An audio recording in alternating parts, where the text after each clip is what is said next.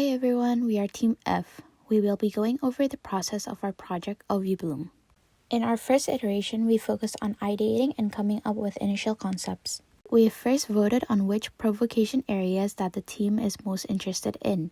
Consumption, production, waste, and wealth and inequality was the leading areas. From there, we narrowed down the provocation areas to general topics that we can discuss. After discussion on each topic, we chose period poverty. We chose this topic because as a team of women, we deeply experience and feel the multifaceted struggle every month. Menstruation is considered as a sensitive and embarrassing topic to talk about. The team believes that menstruation should never be shameful and women deserve equal treatment despite having a period. Therefore, we intend to create a design that draws people's attention to this topic and address the issue.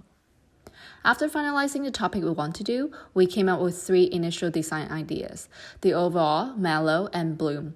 Based on the feedback, we chose to eliminate mallow, as there are a lot of similar products exist in the market already. Since overall and bloom has equal potential, we decided to combine them and find a good way to establish them.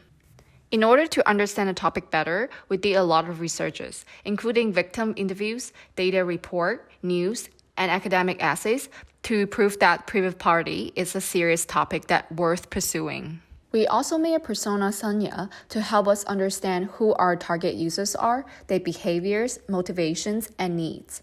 It also helps us generate comprehensive decisions and enable us to create designs that suits their needs.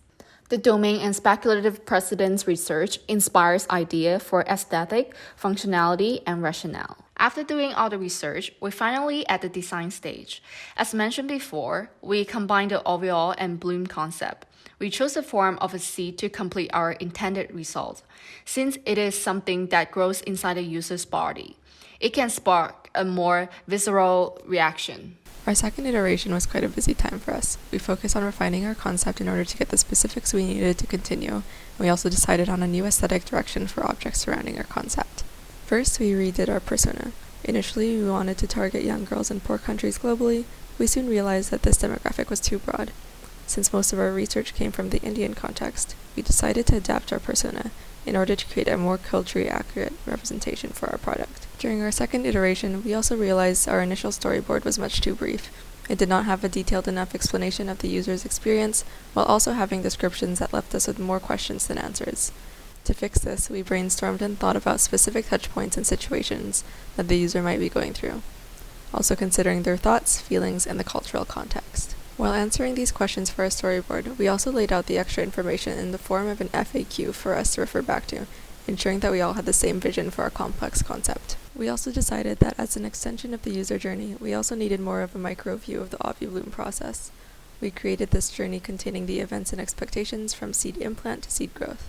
This helped us realize the possible lifetime of the plant itself. After finalizing our concept, we were able to proceed with designing our assets with a clear and collective aim. We realized that our first mood board didn't match the severity of the situation and context of our idea. We thought that it would be better to design with a more clinical approach in mind, considering that it was, in fact, an intense procedure. Our initial assets were based on this new aesthetic choice. We chose blue and white to convey our new sterile ideology, which was consistent with the Western design standards that we are familiar with. Once our concept was polished, we started our third iteration where we created assets and addressed possible consequences of the product.